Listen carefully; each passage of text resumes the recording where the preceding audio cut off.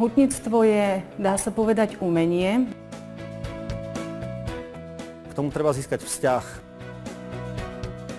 Metalurgia je staročie známe povolanie, ktoré pomohlo k vytvoreniu sveta, ako ho poznáme dnes.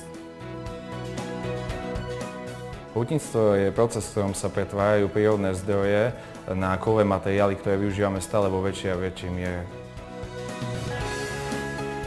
Už nie je ako v minulosti o tých špinavých montérkach, ale je to hlavne o progresiách, o nových technológiách, ktoré sa implementujú nielen v hutníckom priemysle, ale aj v strojárenskom priemysle a takisto aj v automobilovom priemysle.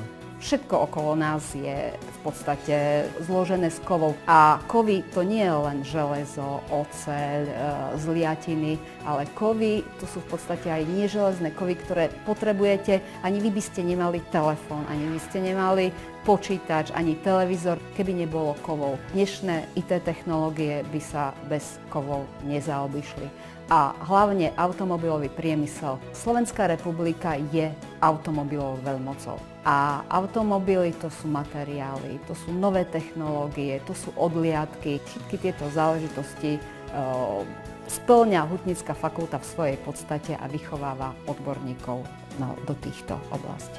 Výskum v tejto oblasti je veľmi progresívny a možnosti uplatnenia sú tiež veľmi motivujúce. Na výučbe ma baví najmä praktická časť, kde prepájame teoretické poznatky s praxou a tým pádom naberáme veľmi cenné skúsenosti, ktoré nám môžu pomôcť v uplatnení praxe.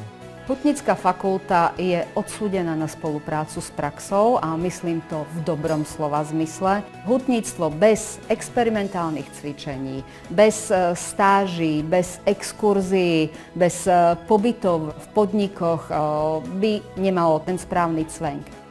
Z exkurzií, ktoré som absolvoval počas doterajšieho štúdia, ma zaujala najviac exkurzia spoločnosti US Steel, kde som mal možnosť vidieť, ako sa premenia hornina na finálny výrobok, teda oceľový plech.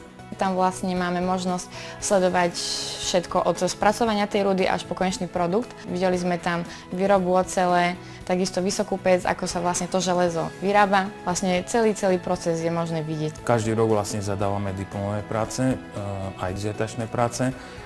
Diplomanti a doktorandi sa môžu aktívne zúčastniť vlastne na skúškach, meraniach v našich prevádzkach takisto. Moju bakalárskú prácu, v ktorej riešim technologický problém oceliarní, som vypracoval v podniku US Steel Košice. V podniku som spolupracoval s rôznymi odborníkmi, ktorí ma viedli a konzultoval som s nimi svoje výsledky. Konkrétne moja práca je zameraná na výskum a vplyv valcovania na plechy, ktoré sa využívajú v potravinárskom priemysle, napríklad pri výrobe plechoviek alebo obalov. Môj odbor, teda tvarenie kovov, je zaujímavý tým, že okolo 80 až 90 oceľových výrobkov, ktoré vidíme, sa spracovajú práve tvarnením. Teda odbor, ktorý študujem, ma učí to, ako dať oceľovému plechu alebo inému profilu tvar. I decided to come in Slovakia to work on my diploma thesis, and this is a good place for improve my metallurgic knowledge. I like studying here because I can participate to many experiments with other PhD students, and it's not only theory, it's a good thing for me. Príď študovať k nám a my ocelíme tvoj úspech.